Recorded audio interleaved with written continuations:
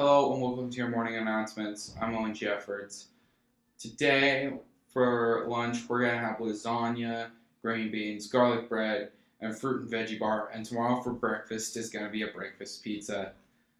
Bobcat Academy meetings. On the 28th of October, it's going to be a senior class meeting with Mr. Shutt. On the 30th, it's a close-up meeting with Mr. Roeber.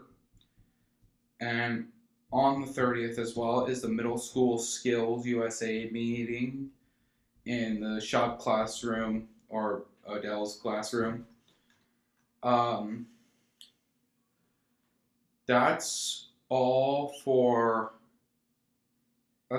today. Please stay tuned to watch Owen and Jaydens interview with Roeber, followed by Joshua's podcast. Welcome back to Owen and Jaydens interviews. I'm Owen Jeffers, and today I'm here with Coach Roeber. So, Coach Roeber, throughout the school day, what classes do you teach?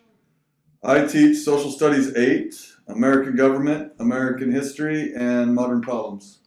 I see. Okay, so you coach wrestling, and you also coach junior high football. How did your guys' junior high football season go? We finished the year 2-4, but like I like to tell a lot of our junior high kids, it's not always about the record. At that age, we're trying to learn, develop sports, and make sure they're ready for high school. Yeah. Do you think they played well? I think we had a lot of athletes that did. We definitely improved throughout the year. Again, the record maybe doesn't really show that, but yeah, that's the joy of junior high, right? Absolutely. So, with wrestling, you've been coaching wrestling for how long? Between the Cyclones and Bobcats now, this will be my 16th year, but I'm actually our high school coach, and that's why I make our high school kids do it. We had to do it in high school as part of the team. You were the youth coaches. Nice. So really, since about 1997, I've been involved in coaching wrestling.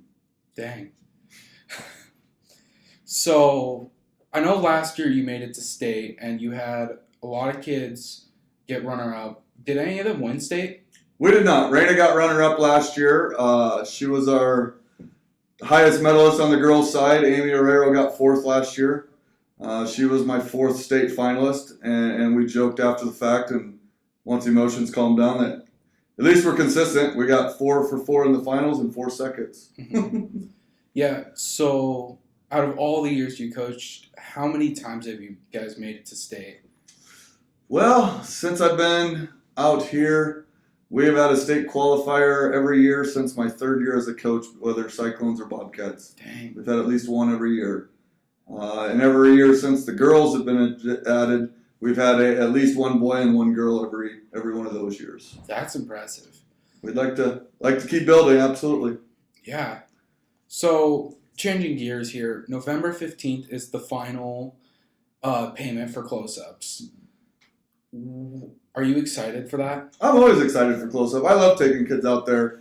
I went as a high school junior, and so when the opportunity to be the sponsor out here arose, I took it. I jumped all over it, and it wasn't really much of a fight. None of the other people wanted to, but I'm a self-proclaimed history geek, so I get to go out there and do it all the time and see stuff, and that's the nice thing about close-up. I can be with the students as much or as little as I need to be, so I don't have to see the same monuments year after year. So being my 10th year out there, I'm still getting to go to new places and new adventures to learn and seek out. I see. So you just said you've been out there for 10 years now. Can you tell us any stories, like the funniest thing you've seen there or whatever? Just any interesting stories? I don't know that it's necessarily interesting. It's fun to watch. You get kids that are shy in school, and maybe they're around their classmates that they've known since they were preschool kindergartners, and now they're seniors, and they don't really come out of their shell.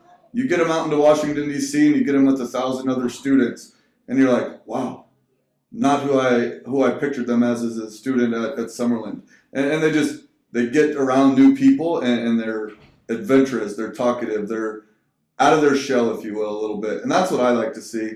And as much as they hate walking around the first 2 days, by the end of it, they're tired, but they've always told me it's a good experience. That's good. That's good. With wrestling coming up, projections, do you think that it's going to be better, worse? How do you projections for this year? To be honest, I hadn't even really thought of it. We're trying to button down the lineup. You've got the people that are questioning if they're going to go out, or injuries coming out of volleyball and football, and what it's going to take to heal. So we're always watching that at this point of the year. And then on the boys' side, jumping to Class C. The joy of this Summerlin building, we're a big school. We're adding students, and with that comes different challenges. We've known it was probably coming, but we officially made the jump to Class C on the boys' side this year. Some of the boys are nervous to that. As the coach, I'm excited. Again, it's a new challenge, and that's why we do this. And we wrestle a lot of those kids throughout the year, so we know we can hold our own with them. But get healthy coming off football. Hopefully we're still playing for a while, and we can make a deep run in the playoffs, and then we'll focus on getting healthy on the boys' side. As far as the girls, it's different with the girls in weight and weight classes, and as a male, it's hard to ask a female what she weighs at times, and so I kind of let them tell me where they want to be, and as long as all those girls can keep themselves spread out, I think we're going to have a pretty solid team again. And we got a good group of girls that want to compete, and they're fighting with each other in the room every day.